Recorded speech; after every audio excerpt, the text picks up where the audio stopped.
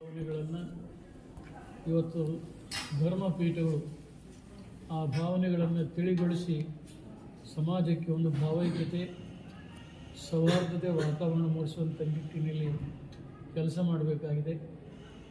Doctor Kuvempu ಅವರು ಸರ್ವ ಜನಾಂಗದ ಶಾಂತಿಯ ತೋಟ ಅಂಥೇಳಿ ಈ ನಾಡಿಗೆ ಕರೆದಿದ್ದಾರೆ. ಈ ರಾಷ್ಟ್ರದಲ್ಲಿ ಈ ರಾಜ್ಯದಲ್ಲಿ ಒಂದು ಸಮುದಾಯದ ಜನ ಇಲ್ಲ, ಎಲ್ಲ ವರ್ಗದ ಎಲ್ಲ ಸಮುದಾಯದ ಜನರು ಬಾಳಿ ಬದುಕಲಿಕ್ಕೆ ಭಾರತ ದೇಶದ ಸಂವಿಧಾನದಲ್ಲಿ ಅವಕಾಶ ಇದೆ. ಸ್ವಧರ್ಮದ ಪರಿಪಾಲನೆಯನ್ನು ಮಾಡೋದರ ಜೊತೆಗೆ ಪರಧರ್ಮದ ಬಗ್ಗೆ ಒಂದು ಸದ್ಭಾವನೆ ಪರಸ್ಪರ ಗೌರವಗಳನ್ನು ಇಟ್ಕೊಂಡು ನಡೆದಾದರ ಸಮಾಜದಲ್ಲಿ ಯಾವುದೇ ರೀತಿಯ ಸಂಘರ್ಷಗಳು ನಡೀಲಿಕ್ಕೆ ಸಾಧ್ಯವಾಗುವುದಿಲ್ಲ. ಇವತ್ತು ಈ ನಾಡಿನ ರೈತರ ಸಮಸ್ಯೆಗಳಾಗಿರ್ಬೋದು, ಸಾಮಾನ್ಯ ಜನರ ದಿನನಿತ್ಯದ ಸಮಸ್ಯೆಗಳಾಗಿರ್ಬೋದು, ಗ್ರಾಮೀಣ ಭಾಗದ ರಸ್ತೆಗಳಾಗಿರ್ಬೋದು, ಕುಡಿಯುವಂಥ ನೀರಿನ ವ್ಯವಸ್ಥೆ ಆಗಿರ್ಬೋದು, ಇವೆಲ್ಲವುಗಳ ಬಗ್ಗೆ ರಾಜಕಾರಣಿಗಳು ಹೆಚ್ಚಿನ ಗಮನವನ್ನು ಕೊಟ್ಟರೆ ಗ್ರಾಮೀಣ ಜನರ ಭಾಳಷ್ಟು ಉಜ್ವಲವಾಗಲಿಕ್ಕೆ ಸಾಧ್ಯವಾಗ್ತಾ ಇದೆ.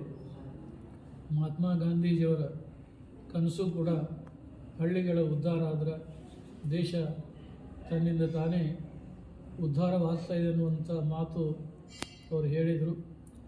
ಆ ಮಾತು ಸಾಕಾರಗೊಳ್ಳುವಂಥ ನಿಟ್ಟಿನಲ್ಲಿ ಇವತ್ತು ರಾಜಕಾರಣಿಗಳು ಹೆಜ್ಜೆಯನ್ನು ಇಡಬೇಕು ಮತ್ತು ಎಲ್ಲ ಸಮುದಾಯದ ಜನತೆಯಲ್ಲಿ ಒಂದು ಸಮಾನವಾದಂಥ ಭಾವನೆಗಳನ್ನು ಕಂಡು ತುಳಿತಕ್ಕೆ ಒಳಗಾದಂಥ ಆರ್ಥಿಕವಾಗಿ ದುರ್ಬಲಗೊಂಡಂಥ ಜನತೆಯನ್ನು ಮೇಲೆತ್ತುವಂಥ ಕಾರ್ಯ ಮಾಡಿದರೆ ನಿಜವಾಗಲೂ ಈ ನಾಡು ಸಮೃದ್ಧವಾಗೋದರಲ್ಲಿ ಯಾವುದೇ ಅನುಮಾನ ಇಲ್ಲ.